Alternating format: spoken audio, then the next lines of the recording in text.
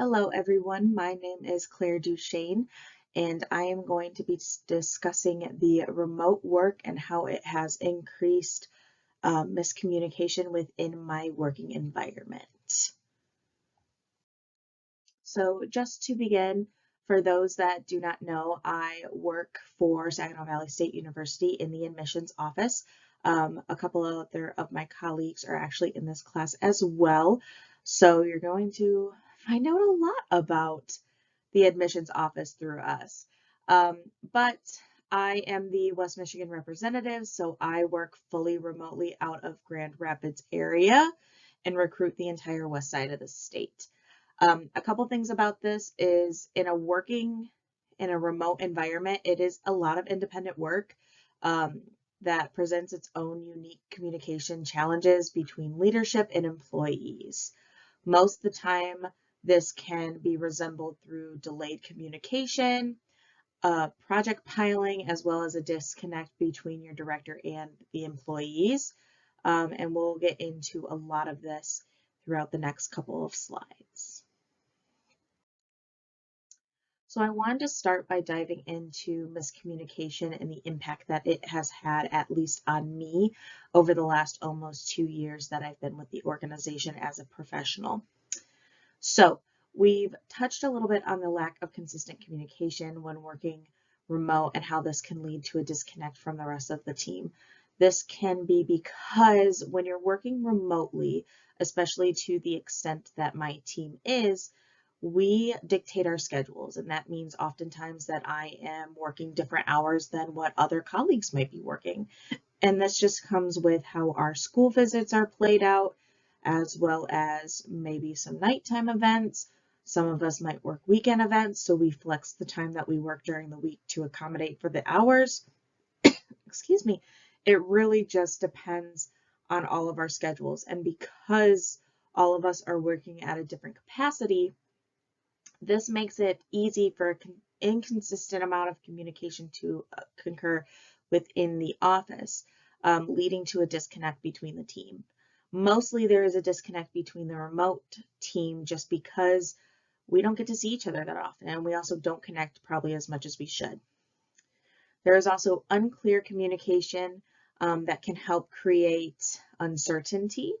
Remote workers, specifically if you're in a position starting a new job, or just don't have too much confidence in yourself. It actually took me a very long time to gain the confidence I do now have when working on a lot of my projects.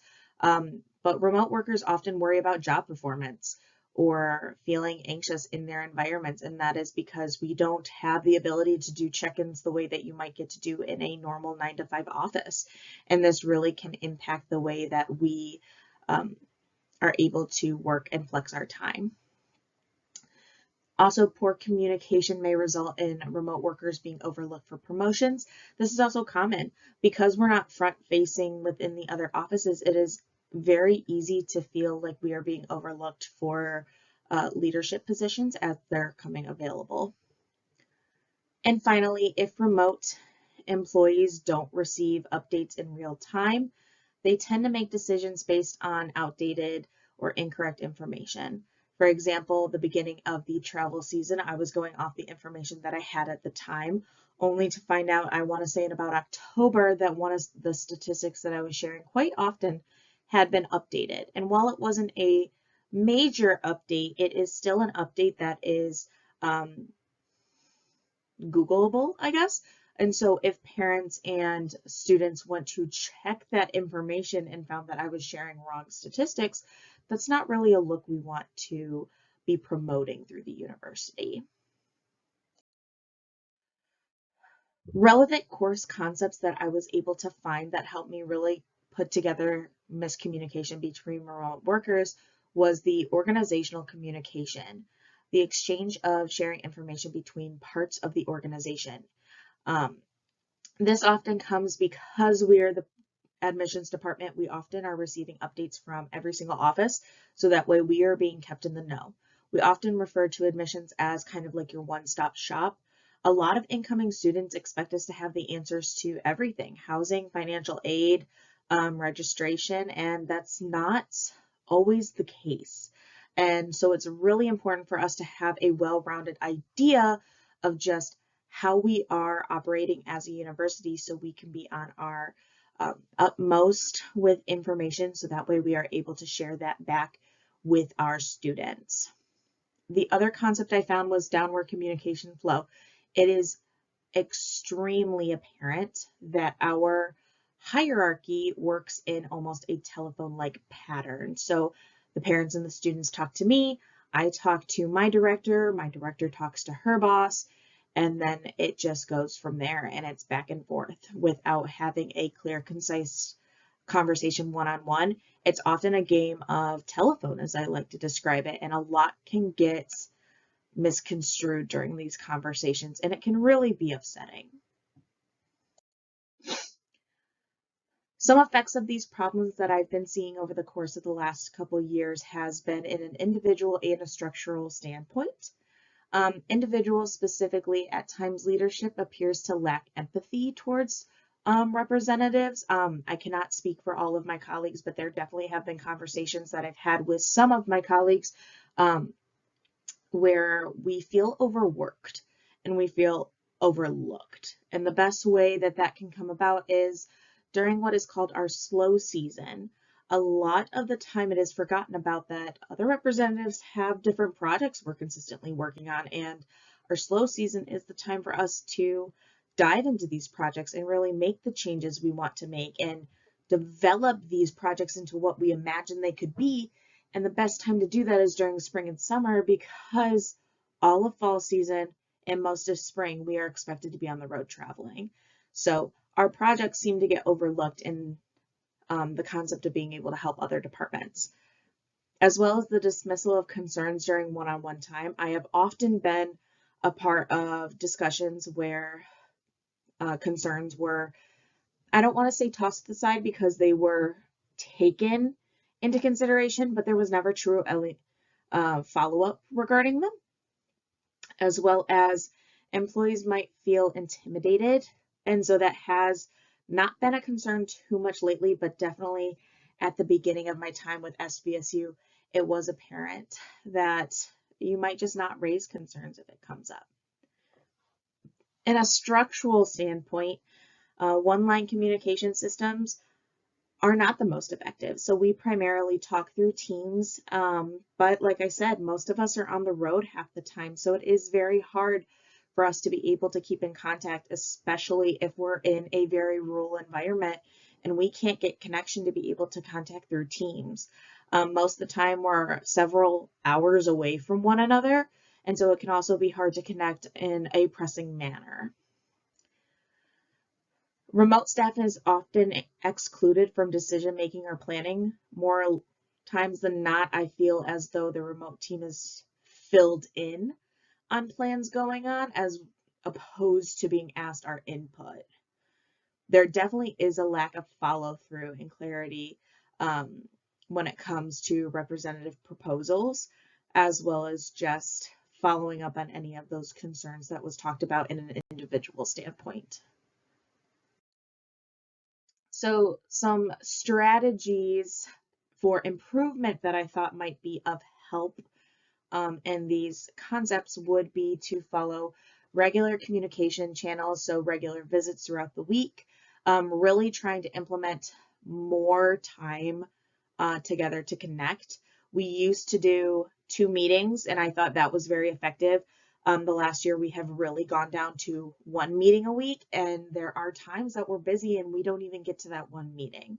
That's going to happen here or there, but especially during travel season, it happens a good amount. And we definitely should be connecting way more than we are. Then we move into the structured feedback loop, a monthly feedback survey for our leadership, just to make sure everyone in the leadership position is kind of staying in check. You can have off months, that is completely fine, being human, but definitely if you're in a leadership position, I feel that it is important to be getting some feedback from the group that you are leading. Also having a designated rep to be our spokesperson. It can become a little daunting to have multiple different perspectives being thrown at you. I completely understand that. So I do feel like it would be a value for us as a team to designate a representative we want advocating for us. We can all share our ideas, but really having that one person be the center voice. Finally, I want to wrap it up with the ethical workload management, and this would be reassessing the mandatory weekend participation. We do work weekends for those that don't know. More times than not, on-campus staff gets the short end of the stick, unfortunately, and have to work weekends here or there if they come up. I do get called to campus for weekends. I don't personally mind it. Being an SVSU alumni, I do enjoy going home, but I do feel bad for my on-campus counterparts because I don't get called to campus, especially because I'm the farthest rep away. So I do feel for my colleagues that have to give up that weekend. And of course, the protecting employees' mental health and respecting personal time. We will always say we're a very tight-knit group, and I'm very proud to be a part of that. But myself included have gotten into a rhythm where we will get in the Teams chat off when we're supposed to be off clock, and that can really just break a rhythm of making sure we are really establishing that work-life balance. So breaking that is not something that I like to promote that often. So a couple models that I came to the conclusion of that might help with the miscommunication going on would, number one would be the Shannon Weaver model, and this is the information source that can be disrupted or disrupted by a noise source. So really what I found with this model is it has a lack of feedback opportunities, as well as the noise variation can disrupt the flow of the message and also the timeliness of the delivery. And really, when you're working in a fast-paced environment like we do, it is imperative that you are receiving information in a timely manner as it is being updated. So if we are receiving information and it was supposed to be updated yesterday, it can make a huge impact, especially if I'm going to a fair where that impacts a lot of my students. So a fair is something that I could see 400 kids at. So it is imperative that anytime I attend a fair, I am going in armed with the utmost information that we have, and everything is as up to date as we can make it be. The next theory I found was the psychological safety theory, and I found this specifically intriguing because it really aims at that safety factor. So the inclusion, learner, contributor, and challenger safety levels.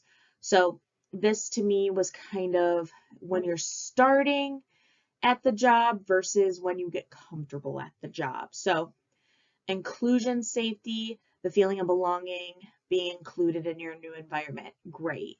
Starting to feel like a member of the team. Learner, the ability to feel safe and learn and grow. Amazing. We often say in the admissions office that we want you to be able to consistently learn because it is part of who we are. We're an institution promoting higher education. You better be learning yourself. Next would be the contributor safety, the ability to feel safe to share your thoughts and opinions. This comes over time, but definitely you want to make sure you're in an environment where you feel like you have the ability to share those thoughts, but not only share them, but hope and understand that they will be taken into consideration and they will be really thought about. Finally would be the challenger, the ability to feel safe to challenge the status quo. And it really just depends. I feel like this one is mainly based off your personality, but it does take someone special to be able to stand up to leadership and call them out when there is a lack of leadership. So better communication to come. I really want to see my office be able to continue to grow. And I feel like the best way to do this would be through a couple of pillars you'll see here. So develop a formal internal communication policy. I really feel like there is something more we could do outside of just Teams to be able to get information out to reps more frequently and in a timely manner without having that noise disturbance. Number two would be to incorporate representatives' feedback into event planning, just keeping representatives more updated because we are truly the forefront and face sometimes the first introduction that these students are seeing to the university. So it is imperative that our opinion is being heard of what our students want to see to be able to help recruit future Cardinals to the best of our ability. Finally, 3 would be to establish accountability through leadership and responsiveness. It is extremely difficult in a remote working environment to often receive feedback or a quick response from leadership at times. There have been times I've waited hours for a response. There are times that I've gotten a response in 2 minutes. It really just depends, but it's not consistent at all. And that's just not the reality of when you're working in person. You can walk down the office and get an answer in a minute, and that's just not the reality of working in a remote setting, and it needs to become a quicker, more relied on resource. So in conclusion, I think there are tons of areas that SVSU as a whole will be able to grow. Communication failures truly just hurt everyone, from the employee to the director, but employee moral and organizational success needs to be the forefront of our mission. Simple changes like better structure, empathy, and transparency can solve this issue. It is important that representatives feel heard to remain effective advocates for SVSU. And finally, extra efforts need to be put in place to prioritize the remote workers within the office. Without team unity, lack of teamwork will become recognizable within the working environment, and it is not going to be good if our team is not on the same page with how we communicate to our students. I'd like to thank you all for taking the time to listen to me today. I hope you learned a little more about what it means to be in a remote working environment, and have a great night.